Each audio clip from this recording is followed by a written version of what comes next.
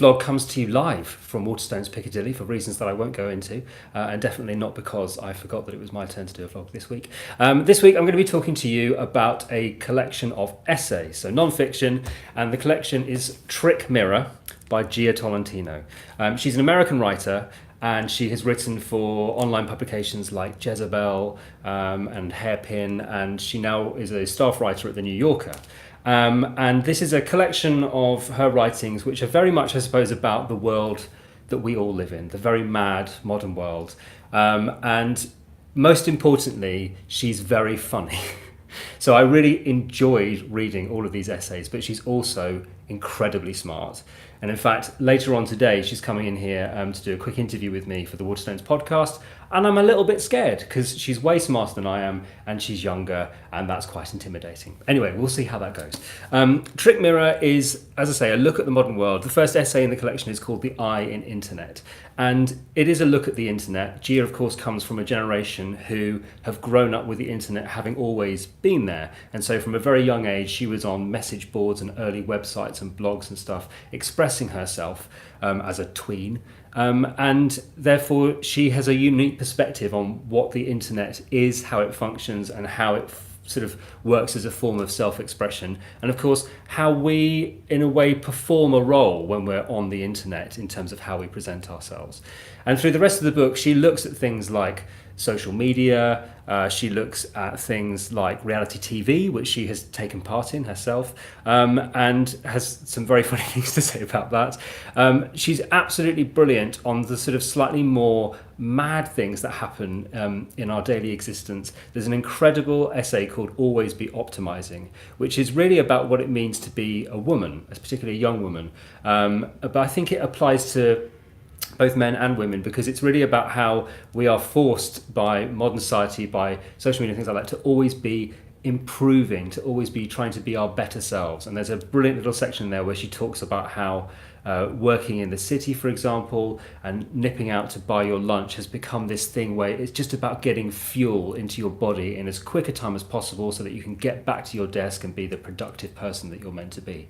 And it's a really sort of frightening indictment of the weirdness of modern working life, and why do we do that? Why do we spend a fortune on a lunch that we're eating really just as a means of getting some fuel into ourselves so that we can get back to doing the work because we're terrified of not getting our work done? It's just a sort of, anyone who works in a city, or indeed anyone who works in that kind of environment, will be nodding their head as they read that chapter.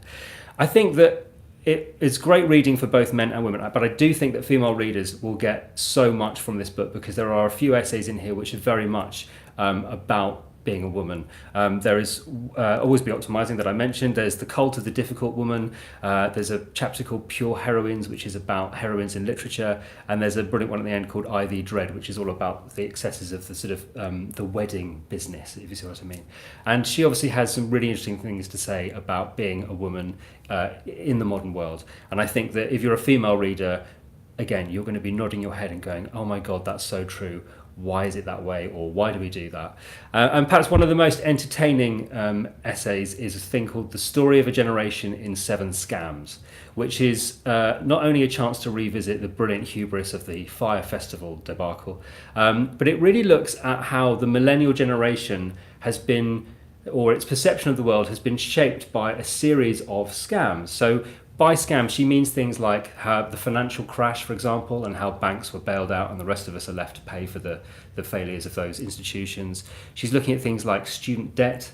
She's looking at things like the disruptors like Amazon and Google and Facebook and Twitter, and how whilst they're seen as kind of being these disruptors trying to make the world a better place, that what they're really doing is harvesting your data and yourself in order to maximize their profit.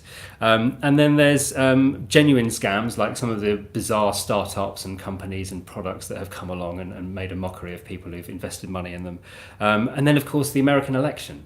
And whilst this is a book very much about American culture, and in that case about the American electoral system, even in the UK, anyone reading this book is going to be going, yeah, I think I know what you mean about the political situation being pretty weird and a bit scammy.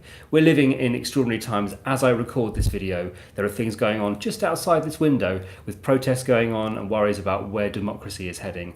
And so that's why this book is couldn't be any more sort of pertinent to the world that we live in, even though she's writing about America and of course about a time when she was writing these essays. But her intelligence and her humour are what helped to make this book such an enjoyable read. So there you go, that is Trick Mirror by Jia Tolentino, which I absolutely loved. She's actually doing an event at Piccadilly this evening with Emily Pine, who is another female essayist whose book I absolutely loved.